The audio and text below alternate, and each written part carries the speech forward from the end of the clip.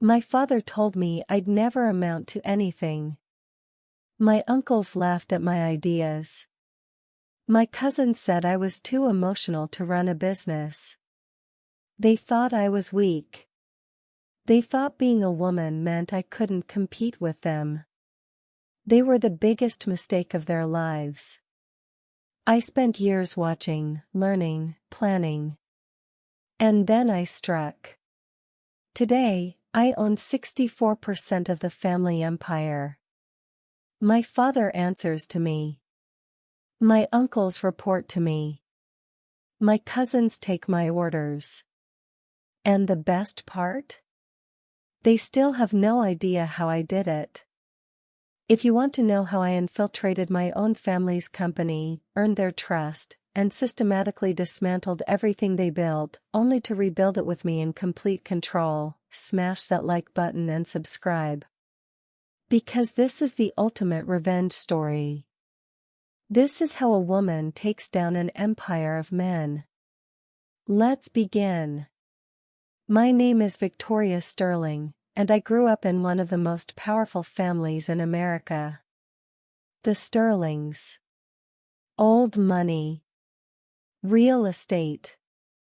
Investments. Hotels. Retail. We have our hands in everything. My family's net worth is estimated at around $3 billion. We're not just wealthy, we're generational wealth. Untouchable. Powerful. But I was never supposed to be part of that power. My father, Edward Sterling, is 70 years old and the patriarch of the Sterling Empire. He's a man from a different era, one where women were supposed to look pretty, marry well, and produce heirs. He never imagined his daughter would want to actually work. My uncle, Thomas Sterling, is Edward's younger brother and the COO. He's just as traditional, just as dismissive, just as absolutely convinced that women don't belong in business. My uncle, Richard Sterling, is the youngest brother and the head of acquisitions. He's 62 and somehow even more misogynistic than his brothers. My cousin, James, is Edward's eldest son and 42 years old. He runs the New York real estate division. He's arrogant, entitled, and completely incompetent, but nobody questions him because he has the Sterling name and a penis. My cousin, Michael, is Thomas's son and 39 years old. He runs the investment division. He's slightly less arrogant than James, but just as dismissive of anyone who isn't a man. My cousin, David, is Richard's son and 36 years old. He's the golden child, handsome, charming, and groomed his entire life to eventually run the company. And then there's me. Victoria Sterling. 34 years old.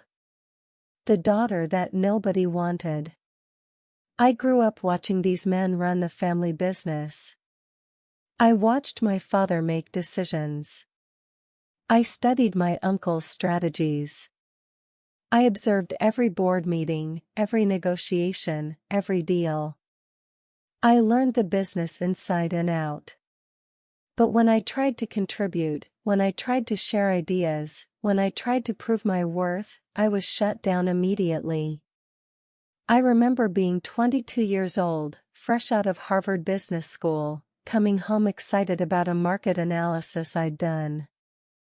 I showed my father a strategy for expanding the hotel division into Southeast Asia. It was solid. It was innovative. It was exactly the kind of forward thinking that the company needed. My father glanced at it for 30 seconds and handed it back to me. "That's nice, dear," he said. "Very creative. But this isn't the kind of thinking we need in this business. We need hard facts. We need aggression. We need men willing to take real risks." I was devastated. But I was also determined. I got a job at a different company, not to give up on the family business, but to prove I could succeed without them. I worked at a major real estate development firm for 7 years. I closed over $2 billion in deals. I was promoted to senior vice president. I won awards. I was recognized as one of the top real estate executives in the country. And my family still dismissed me. When I'd come home for holidays, my father would ask about my job with the tone of someone asking about a hobby. My uncles would make jokes about me playing with work while I should be focusing on finding a husband. My cousins would condescend to me, explaining basic business concepts like I was a child. At 29 years old, I decided I was done trying to prove myself to them. I came back to work for the family company. Not because I wanted their validation anymore, but because I had a plan. When I announced I was joining the family business, my father was surprised, but not in a good way. "What will you do?" he asked, like I was a charity case he had to find a job for. "I want to work in acquisitions," I said. "I want to help build the company." "Acquisitions is your Uncle Richard's division," my father said. "And frankly, Victoria, that's not really a role for a woman. It requires a lot of aggression, ruthlessness. It's not something you'd be comfortable with." "Let me try," I said quietly. My father sighed like I was being unreasonable. "Fine," he said. "You can work there. But don't expect to be running anything. You'll be supporting Richard and the team. Maybe you can help with administrative tasks. Organization. That sort of thing." I nodded and smiled. Inside, I was seething. I knew what he was doing. He was putting me in a position where I'd be invisible. Where my contributions would be attributed to the men around me. Where I'd be support staff rather than a leader. He had no idea what I was actually planning. For the first 6 months, I played the role perfectly. I was the helpful woman. The one who organized things. The one who took notes. The one who smiled and deferred to the men. But I was also watching. I was learning. I was understanding every single detail of how the company operated. Every deal. Every contact. Every connection. Every weakness. And slowly, I started to see the cracks in their empire. My cousin James was making terrible deals that were losing the company millions. But nobody questioned him because he was family and he had confidence. My Uncle Thomas was embezzling money through shell companies. Not massive amounts, but enough to be significant. Nobody noticed because the accounting was complicated and nobody was really auditing him. My cousin Michael was making risky investments that were on the verge of collapsing. He was covering it up by manipulating the numbers. And my father? He was so focused on maintaining his image as the patriarch that he wasn't actually paying attention to what was happening in his own company. They were all so focused on their own greed, their own egos, their own sense of entitlement, that they didn't see the woman in the corner taking notes. They didn't see me building my case. They didn't see me documenting everything. They didn't see me preparing to destroy them. I discovered massive corruption and incompetence at the heart of the Sterling Empire. But I didn't report it. I didn't expose it. Instead, I used it as leverage. I had leverage over every single man in that company. And I was about to use it to take complete control. For 2 years, I was invisible. That was the point. While my male cousins were out making deals, throwing their weight around, impressing each other with their aggressiveness, I was in the office learning everything. I learned about the company's financial systems. I learned about the investment portfolio. I learned about the real estate holdings. I learned about the acquisitions pipeline. I learned about the board structure. I learned about the voting rights. I learned about the trust documents that controlled everything. Most importantly, I learned about the vulnerabilities. Every company has weaknesses. Every organization has people cutting corners. Every powerful family has secrets. The Sterling family just had more than most. My Uncle Thomas was the first one I really understood. He was embezzling through his position as CFO. He was funneling money into accounts in his name, making it look like legitimate business expenses. The amounts were small enough to not trigger audits, but large enough to add up to millions over time. I documented everything.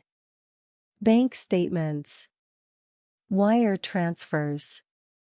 Shell company registrations. It took me months, but I built an airtight case. My cousin James was next. He was making deals that made absolutely no sense from a business perspective, but they made perfect sense if you looked at who was benefiting. His girlfriend's father owned a construction company.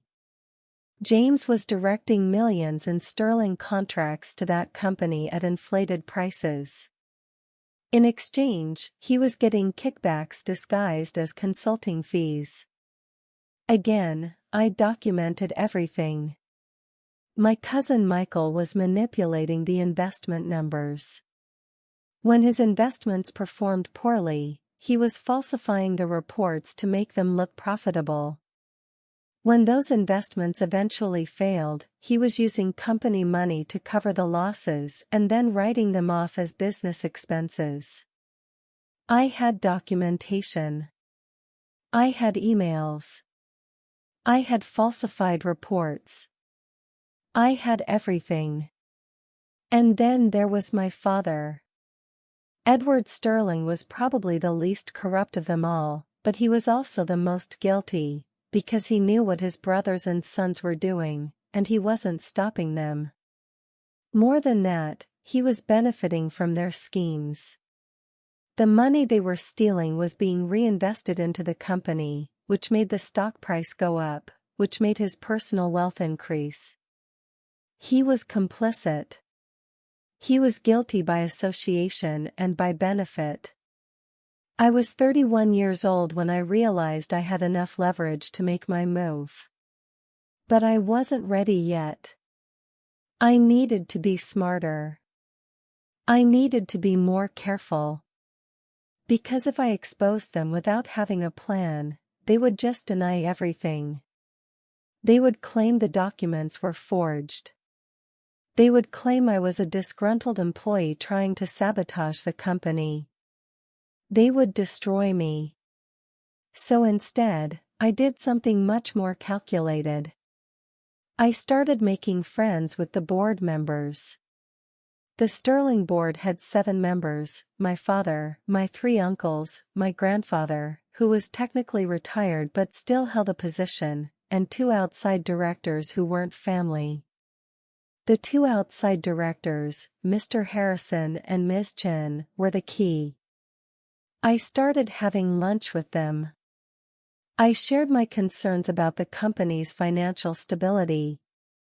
I didn't accuse anyone of anything. I just asked questions. I expressed worry. I acted like I was the good family member who cared about the company's future. I'm concerned about some of the acquisitions we're making, I told Mr. Harrison during one lunch. Some of them don't seem to align with our long-term strategy. I wonder if anyone is auditing them properly. That's a good question, Mr. Harrison said. We've relied on your Uncle James's judgment on those deals. He knows the market.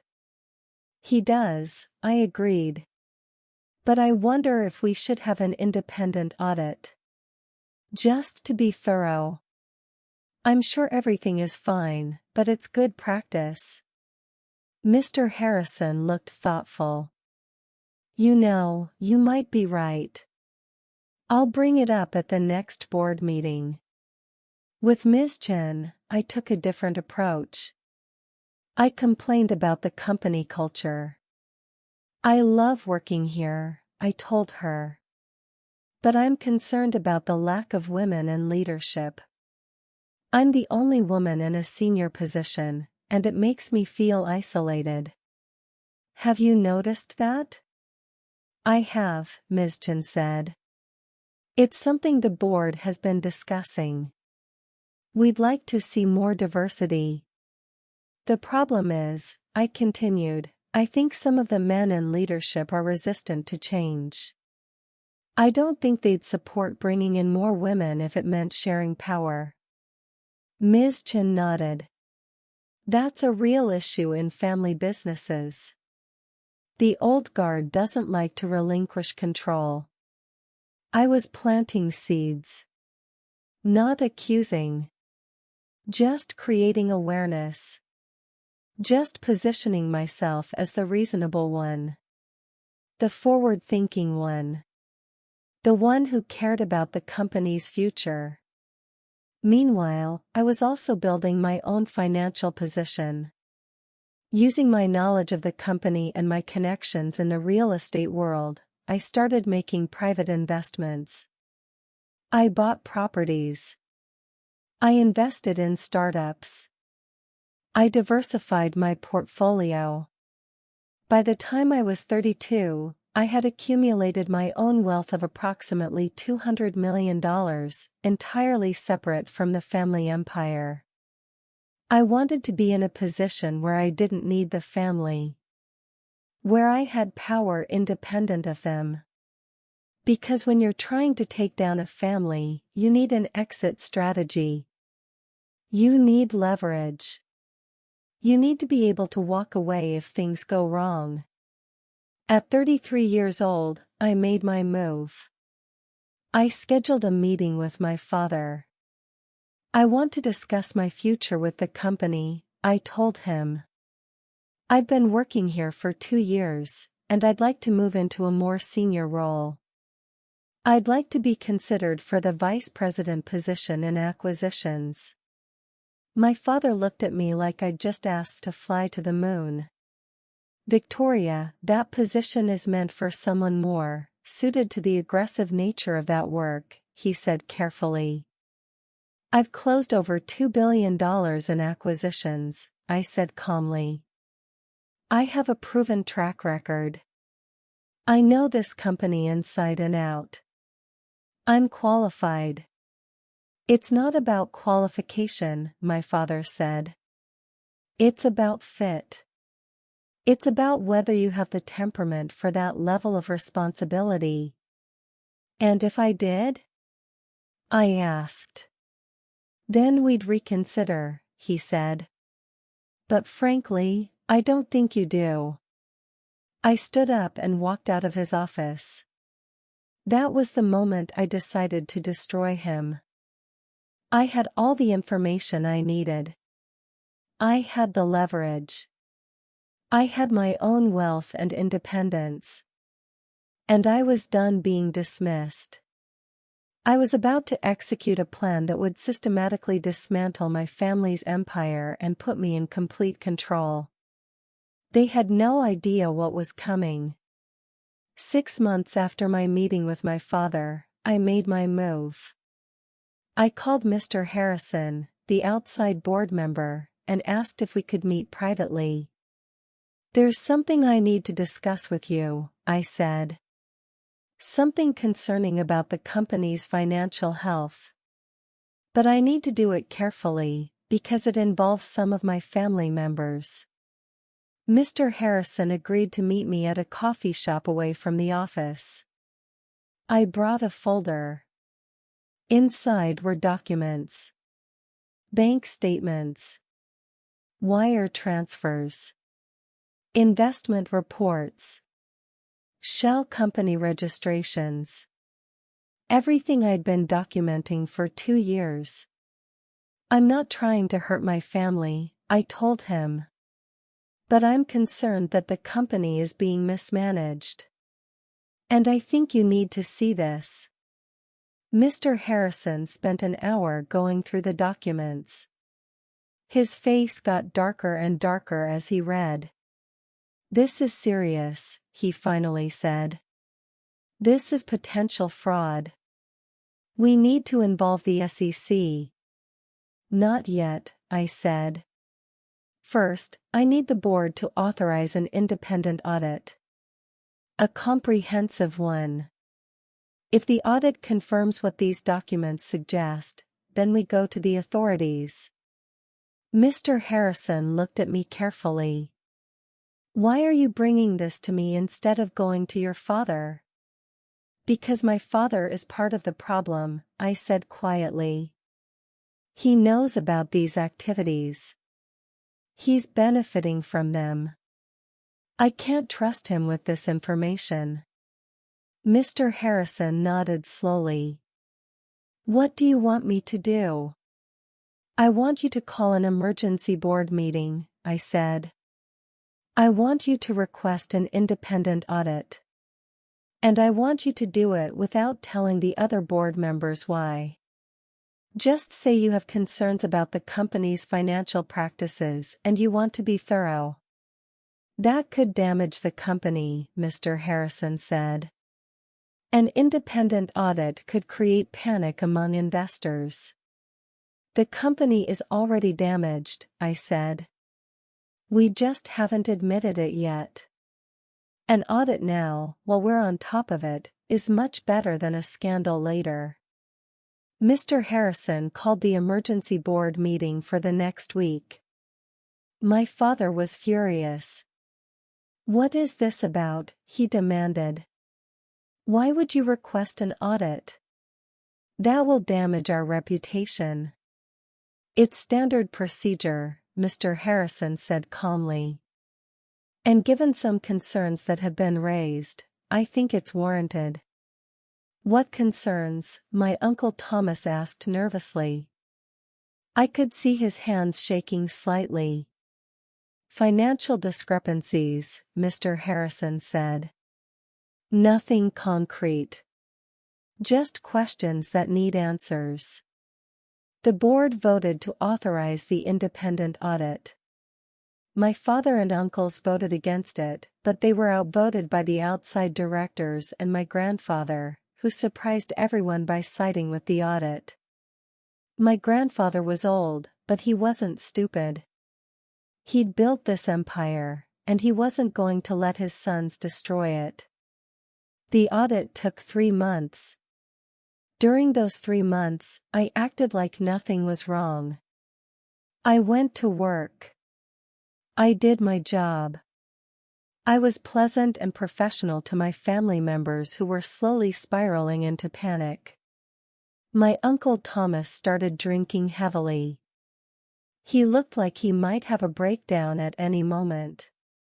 My cousin James was making mistakes at work, losing focus, clearly stressed about something.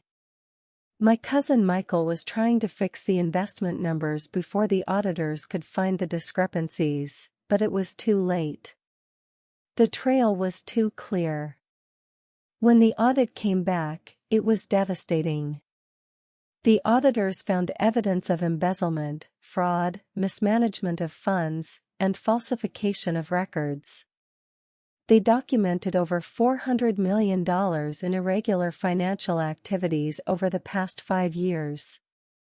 They recommended that the company conduct an investigation and potentially involve law enforcement. The board called an emergency meeting. This time, my grandfather was there in person.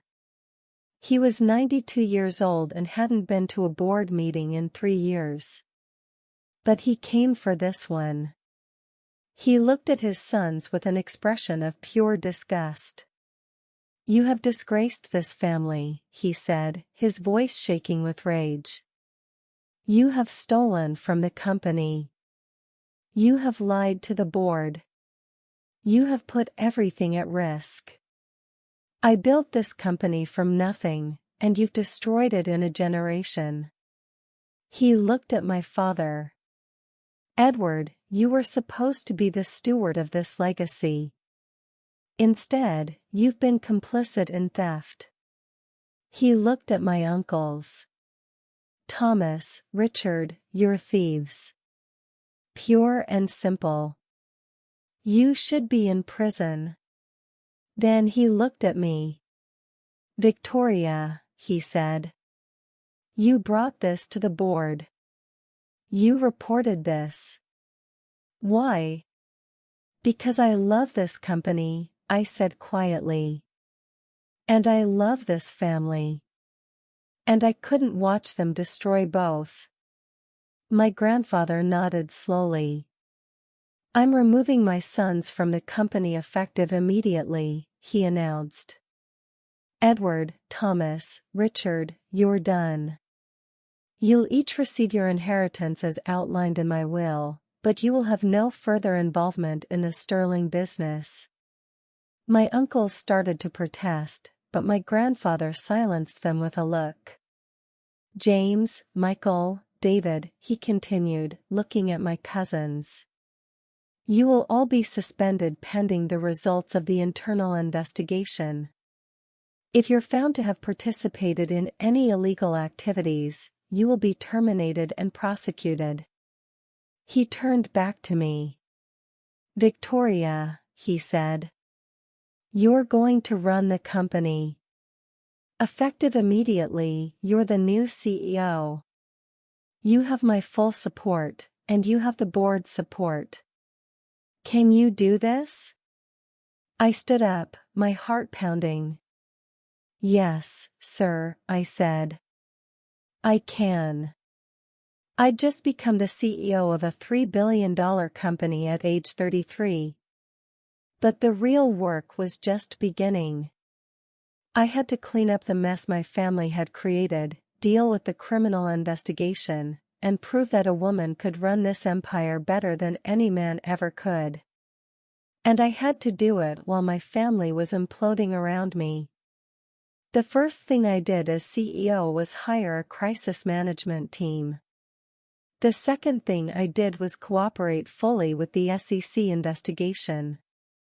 I knew that transparency was going to be my greatest asset.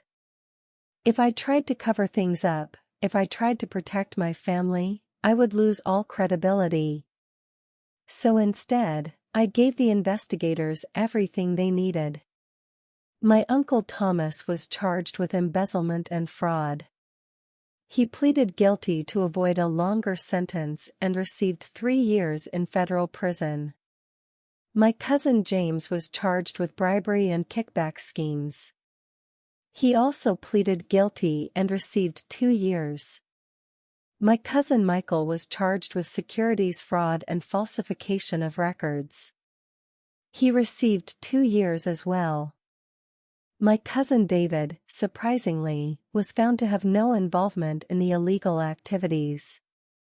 He was suspended and eventually asked to resign quietly.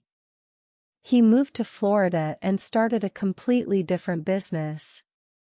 My father and Uncle Richard were investigated but ultimately not charged criminally. They had insulated themselves from direct involvement in the illegal activities, even though everyone knew they knew what was being done. But I made sure they understood that they had no future in the company. I called them both into my office, in the CEO suite that used to be my father's office. "I want to make something very clear," I told them. "You will receive your inheritance as outlined in my grandfather's will. You will be financially comfortable for the rest of your lives. But you will never work in this company again. You will never have input on company decisions. You will never have a seat on the board. You are done. My father looked like he wanted to argue, but he didn't. He knew I had the power. He knew I had the board's support. He knew that his time was over. What about Victoria? He asked quietly. What will you do about her? Victoria is the CEO now, I said. That's what I'll do about her. He left without another word. Next, I restructured the company. I brought in a new CFO, not a family member, but a highly respected financial executive from outside the company. I brought in new senior leaders. I diversified the board, adding more women and people of color. I modernized the company's systems and processes. And I did something that shocked the business world. I gave employees significant stock options and profit sharing. I wanted the company to succeed not just for me and my family, but for everyone who worked there. A company that shares its success tends to be more successful, I told the board. Our people will be more motivated. They'll stay longer. They'll work harder. They'll care about the company's success because they have a stake in it. The old guard thought I was crazy. But within a year, our productivity had increased by 25% and our employee retention rate went from 68% to 92%. I also made a decision that surprised people. I remained in the company despite being able to walk away. My grandfather, now 93, asked me about it during a private meeting. You could take your money and go, he said. You've proven yourself. You could leave and they'd understand. Why stay? Because this is my family's legacy, I said. And I'm going to make sure it's something we can be proud of. Not for my father. Not for my uncles. Not for my cousins. But for the people who work here. For the next generation of Sterlings. For myself. My grandfather smiled. It was the proudest I'd ever seen him look at me. Within 3 years, I had transformed the Sterling Empire. Revenue had increased by 40%. Profit margins were up. The company had entered 3 new markets. We'd successfully divested from several underperforming divisions and used that capital to invest in emerging technologies. Most importantly, the company's reputation had been restored. The scandal was behind us, and we were now seen as a company that took integrity seriously. My family watched all of this from the sidelines. My father had aged significantly. The scandal had broken something in him. He spent his days playing golf and attending charity functions. He rarely spoke to me. My uncle Thomas was out of prison and trying to rebuild his life, but nobody would hire him. He was toxic. His own greed had destroyed his career. My uncle Richard had retreated into his mansion and rarely left. My cousins were scattered. James was working at a real estate company in Texas. Michael had moved to California and started his own investment firm, trying to rebuild his reputation. David was still in Florida, trying to forget his family entirely. And me? I was running a $4.2 billion company at age 36. One day, my grandfather asked to meet with me. He was 94 now, and clearly declining. His health was failing. I want to update my will, he told me. I want to leave the controlling interest in the Sterling Company to you. Not in trust. Not conditionally. Just to you. Outright control. Grandfather, I said, that's a significant amount of power and responsibility. I know, he said. That's exactly why I'm giving it to you. You've proven that you can handle it. You've proven that you care more about doing right than about making money. That's rare in this family. He died 3 months later. When his will was read, it created a shockwave through the family. I inherited not just the company, but 51% of the company's stock. That meant I had complete control.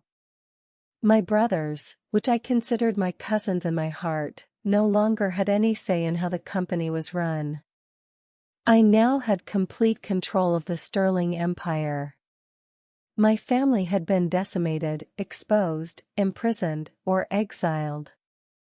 And I had done it all by being smarter, more patient, and more strategic than any of them. But the victory felt hollow. Because I had destroyed my family in the process. And I had to live with that. After my grandfather's funeral, the family fractured completely. We barely spoke to each other. When we did, it was polite and distant. My father didn't congratulate me on inheriting the company. My uncles didn't reach out. My cousins were all too busy dealing with their own lives to maintain family relationships. I was alone at the top. At 36 years old, I was one of the most powerful women in American business. I controlled a multi-billion-dollar empire. I had the respect of the business community. I had accomplished everything I'd set out to do. But I was profoundly lonely. For the first time in years, I stopped and actually felt the weight of what I had done. I had systematically destroyed my family. Yes, they had been corrupt. Yes, they had deserved consequences. But I had orchestrated those consequences. I had been the architect of their downfall. My father had aged a decade in the past 3 years. My uncles were broken men.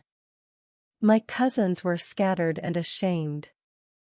And I had done that. I was sitting in my office one evening, looking out over Manhattan, when my father called me. "I want to see you," he said. His voice sounded old and tired. I agreed to meet him at his house, the Sterling Estate in the Hamptons. When I arrived, I barely recognized him. He looked frail. His hair had gone completely white. He moved slowly, like every step caused him pain. "Thank you for coming," he said when he saw me. We sat in the study, the same study where he had dismissed my ideas years ago.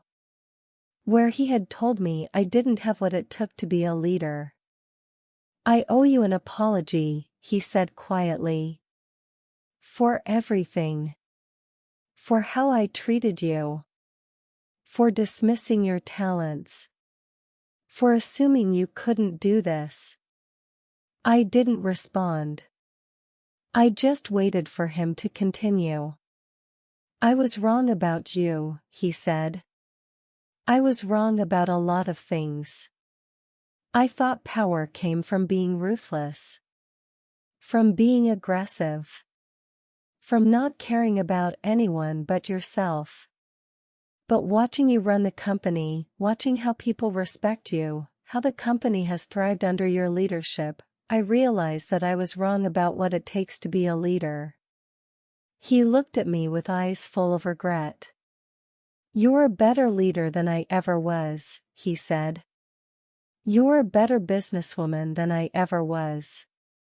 And you did it without sacrificing your integrity. I destroyed everything I touched.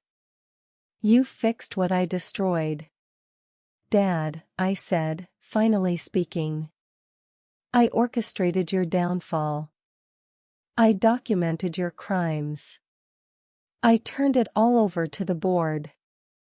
I did that. I destroyed you. No, he said gently. You held me accountable for my own actions. That's not destruction. That's justice. And it's something I desperately needed. He paused. Your Uncle Thomas is serving his sentence, he continued. He calls me sometimes from prison. He's actually in a better place now than he was when he was free. He says that facing consequences for his actions has given him a chance to actually become a better person. He's sorry for what he did. Genuinely sorry. Are you? I asked. Sorry, I mean? Deeply, my father said. I spent 40 years building an empire on lies and manipulation. And I got caught. And I had to face the fact that my own daughter was smarter than me. That she saw through all of my schemes. That she was brave enough to do what I never would have done, hold me accountable. He reached out and took my hand. I'm proud of you, Victoria, he said. I know I have no right to be. I know I lost that privilege years ago. But I am. I'm incredibly proud of you. I felt tears streaming down my face. I'm sorry I had to do it this way, I said. I'm sorry I had to destroy you to take control. You didn't destroy me to take control, my father said. You destroyed what was corrupt in me so that I could finally be free. You did me a favor, even if it didn't feel like it at the time. He smiled, a real smile, genuine and sad. Your grandfather told me before he died that he left you the company, my father said. I wasn't surprised. I told him it was the right decision. He left me a letter too. He said that I had failed as a leader, as a businessman, and as a father. But he said that watching you succeed where I failed gave him hope that our family might actually have a future. He stood up slowly. I'm going to step back from public life, he said. I'm going to spend time with your uncles. We're going to do some real work on ourselves. We're going to actually try to become better men. And maybe, if you'll have us, we can rebuild some kind of relationship with you. Not as a family dynasty. Just as a family. I'd like that, I said. I had one. I had complete control.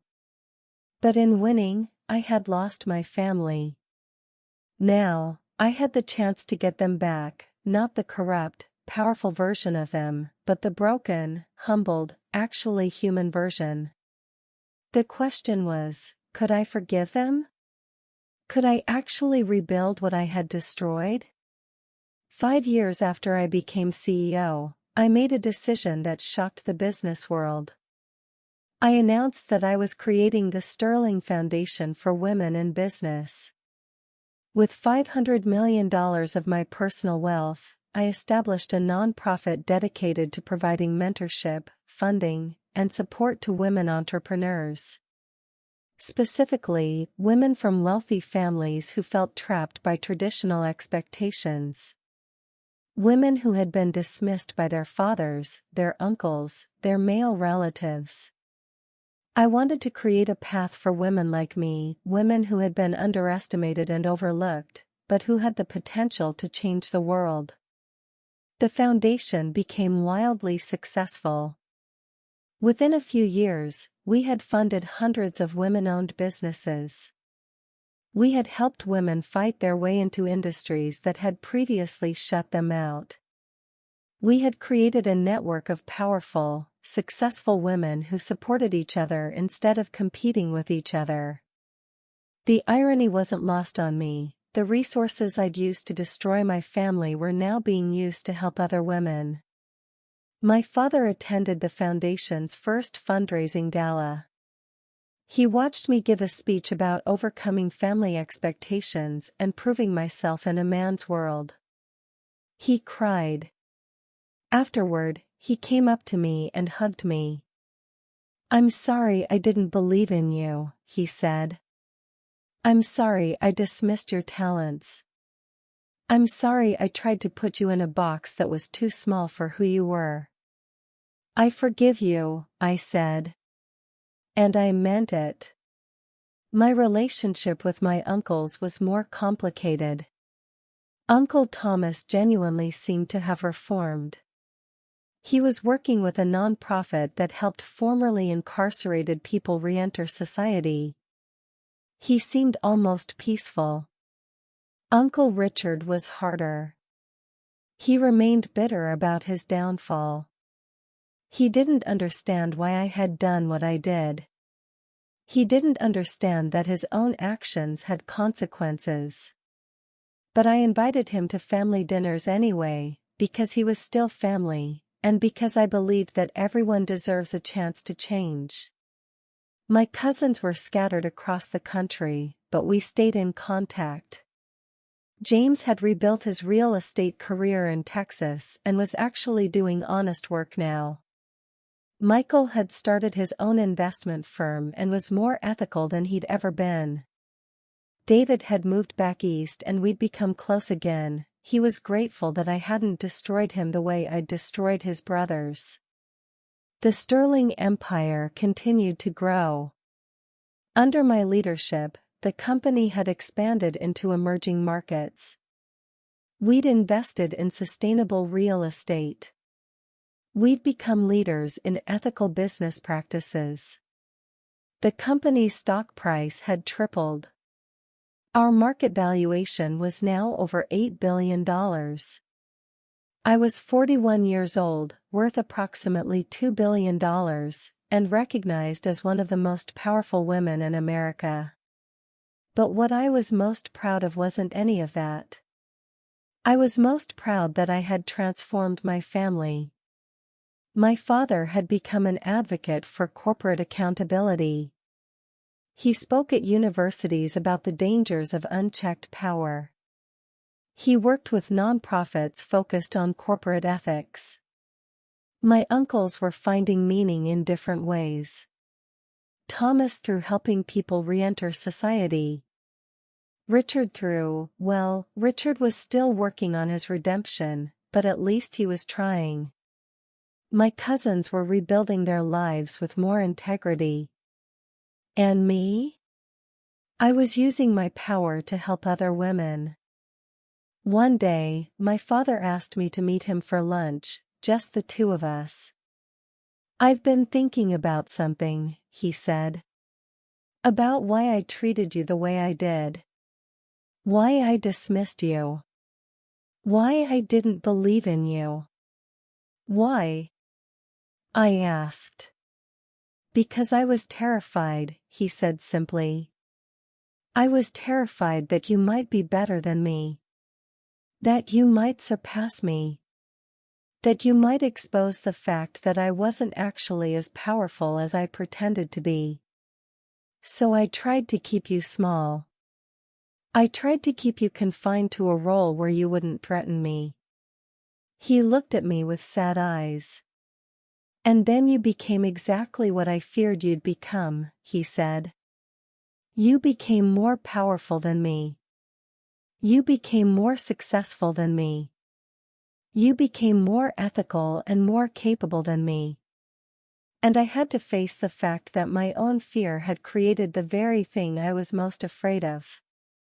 "I'm sorry," I said. "Don't be," he said. "I'm not. Because this is better. This is so much better than the old way." My fear was driving me to destructive behavior. And your strength forced me to confront that. You saved this family, Victoria.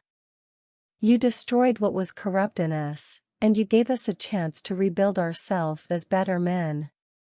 He reached across the table and took my hand. "I'm proud of you," he said. Not in spite of how you took down this empire and rebuilt it, but because of it. You did what needed to be done, and you did it with integrity. Today, I'm 45 years old. I run a $10 billion company. I've been named one of the most powerful women in the world. I've been featured in Forbes, Time, and every major business publication. But more than that, I've rebuilt my family. My father is retired now, living peacefully, finally at ease with himself. My uncles are both doing meaningful work that actually helps people. My cousins are building successful careers based on integrity rather than inherited privilege. And my foundation has helped thousands of women find their power. The sterling empire that my grandfather built, that my father almost destroyed through corruption, that I took over at 33, it's now a company that serves a higher purpose. We're not just making money. We're making a difference. This is my story. From being dismissed as a woman in a family empire, to taking that empire down, to rebuilding it as something better. I didn't just become successful. I changed my entire family. I showed them that real power doesn't come from stepping on people. It comes from holding people accountable, including yourself. If you're a woman who's been underestimated by the men in your family, in your company, in your life, know this: your underestimation is their weakness. Your quiet observation is your superpower. And your strategic thinking will always outmatch their arrogance. You don't have to destroy your family the way I did. But you do have to be willing to stand up for yourself. To demand respect. To refuse to be confined to a box that's too small for who you are. If this story inspired you, if it made you think about power and family and what it means to be a strong woman in a man's world, leave a comment and tell me, what would you have done?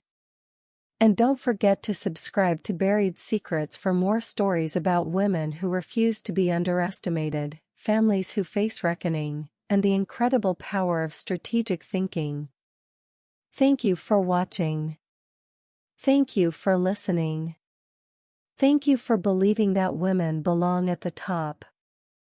I'm Victoria Sterling. And this is how I took over my family's empire, not by being ruthless, but by being smarter, more patient, and more strategic than any man who came before me.